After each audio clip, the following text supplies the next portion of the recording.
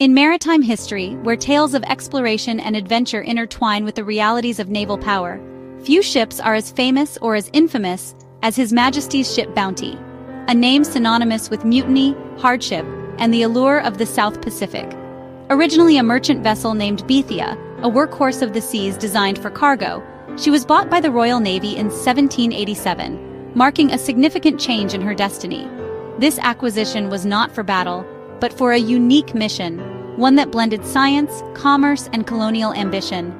The Bounty's task was not war nor conquest in the traditional sense, but botany, a mission of plant collection and transplantation, specifically to collect breadfruit plants from the lush island of Tahiti, a place of perceived abundance.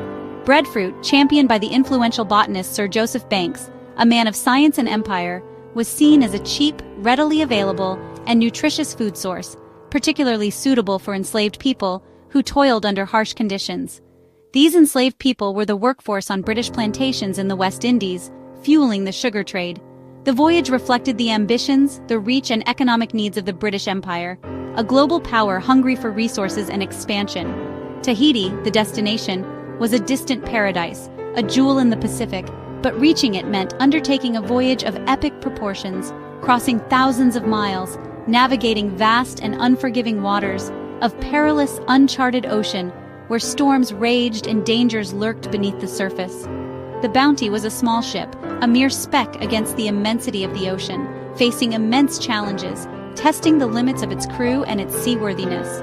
Success would mean economic gain, a boost to the empire's coffers, and scientific achievement for Britain, solidifying its position as a leader in exploration and knowledge. The Royal Society and the Empire, the bastions of British power and intellect, pinned great hopes on this modest vessel, entrusting it with a mission of vital importance. The Bounty carried not just a crew, a collection of men bound by duty and circumstance, but the aspirations of an empire, a symbol of British ambition sailing into the unknown.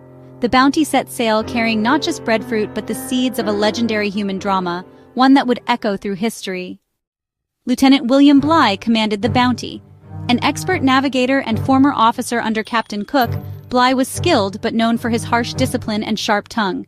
His second-in-command, Fletcher Christian, was young, educated, and initially favored by Bligh. Their relationship, however, would unravel with disastrous consequences. The crew numbered over 40, some seasoned sailors, others young men seeking adventure, and a few pressed into service. Life aboard was governed by strict hierarchy and discipline, essential for order but often breeding resentment. Bligh's demanding nature and rigid enforcement of rules created tension. The lines between duty and tyranny blurred, setting the stage for conflict.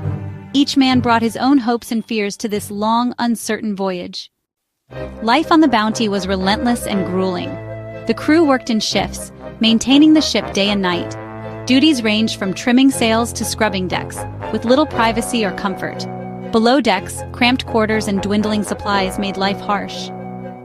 Food spoiled, water ran low, and disease, especially scurvy, was a constant threat. Bligh, mindful of these dangers, enforced strict cleanliness and even made the crew dance for exercise. His methods, though sensible, often irritated the men. The voyage itself was punishing. After leaving England in December 1787, the Bounty failed to round Cape Horn and was forced to detour, adding months to the journey. The crew's patience and endurance were tested to the limit. After a grueling 10 months at sea, battling unpredictable storms and navigating vast, empty horizons, the Bounty finally reached the shores of Tahiti, a welcome sight after their long journey. It was a paradise, a stark contrast to the monotonous and often brutal life aboard the ship. The island offered respite and beauty that many had only dreamed of. The crew reveled in the abundance of fresh food, a welcome change from the ship's rations.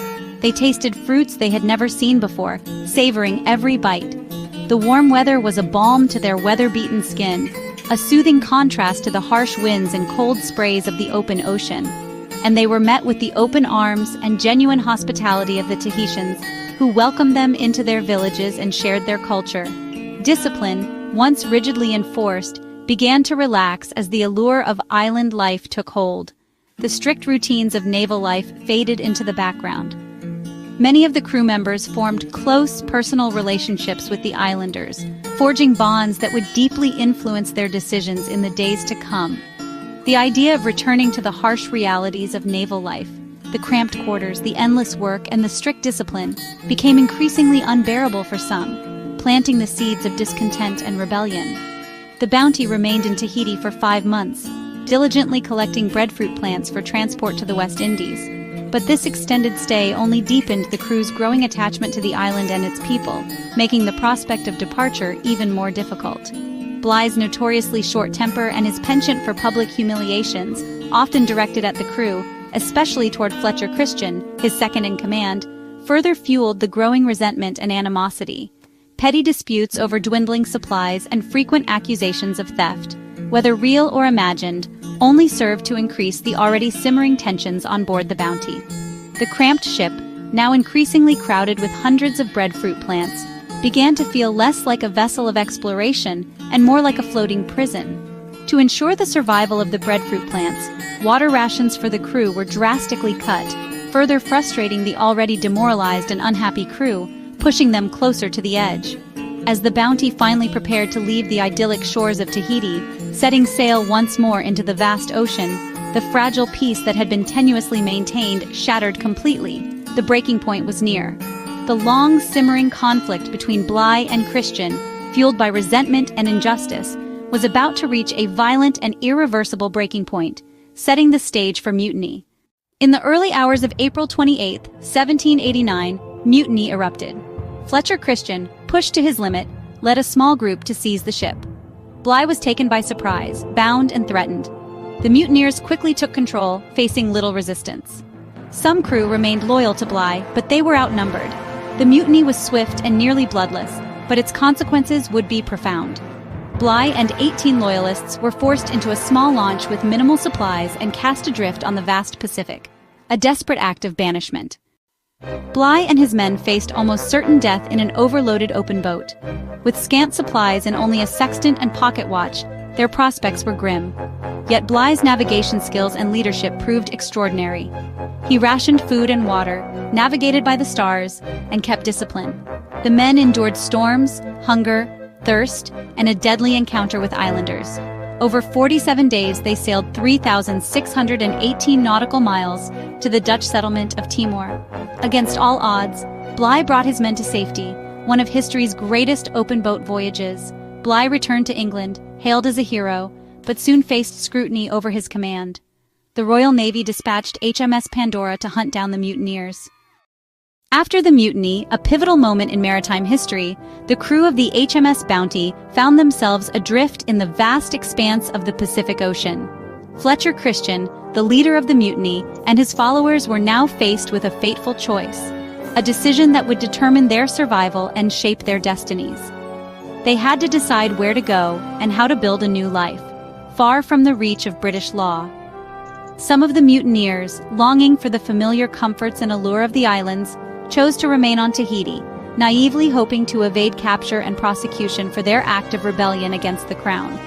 However, Christian, driven by a desire to escape the long arm of the Royal Navy, gathered a small group of loyal followers and several Tahitians, both men and women, and embarked on a perilous journey to seek a remote refuge, a sanctuary far from civilization.